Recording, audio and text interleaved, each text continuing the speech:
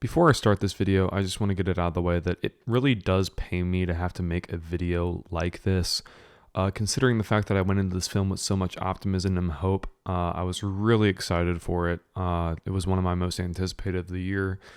But I'd be sitting here and lying to both you guys and myself if I said this film was good.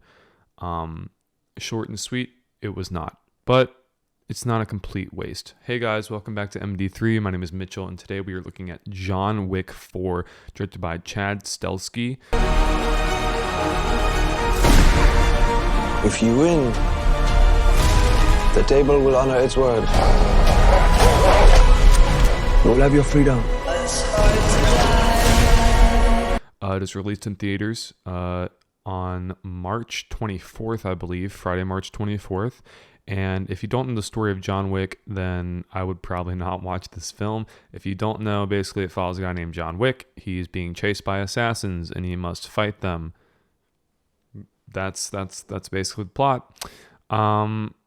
So I like the other films in this series. As I mentioned before in the opening, I was very excited for this film. I got tickets with my friends. We went to see it in IMAX. It was big, it was loud, and we all left the theater hating it. None of us liked it in the group. Even some of the people I brought with me, some of my friends were diehard John Wick fans. They hated it too. They said it was passable, which is not something you want to be hearing for a movie like this. Let me get out of the way first. This film is 2 hours and 44 minutes. You might be asking yourself, Mitchell, that is a long runtime. Does the movie at least earn that runtime? Not whatsoever. I think that's my main problem with this film, is that the pacing is so bad. The first 2 hours are a genuine slog to get through, which is not something you expect from a film like this. It is really just boring and unengaging. It's a lot of exposition, character development that's thinly written, an awful script, and one of the worst performances I've seen from Keanu Reeves in a while. I am a big Keanu fan, but that was just awful. The action scenes, you might be asking, are there. There's a few of them in the first 2 hours, in the first 3/4, I mean.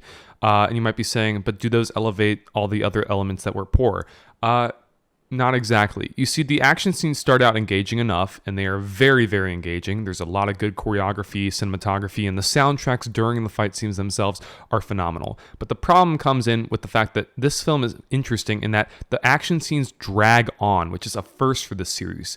You start at the action scene, you're like, oh yeah, this is awesome. And as it goes on and on with no end in sight, you begin to wonder, dang, this is like really boring. I wonder when this action scene is going to end. And it's a very big problem that kind of plagues the movie in several places in the opening act, which is partly why I lowered my rating myself. I wanted to go in, even if the film was awful, I just wanted engaging action sequences, and the first 3/4 of the movie really did not provide me that opportunity to see that. But then the last 45 minutes comes in, and let me tell you, once they get to Paris, the film picks up considerably. Excellent third act.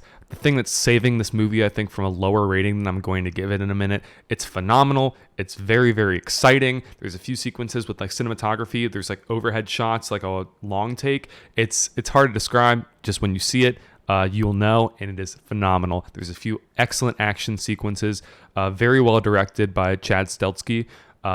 It just kind of exemplifies what he does so well in the other films, and it's like a glimmer of what this film could have been.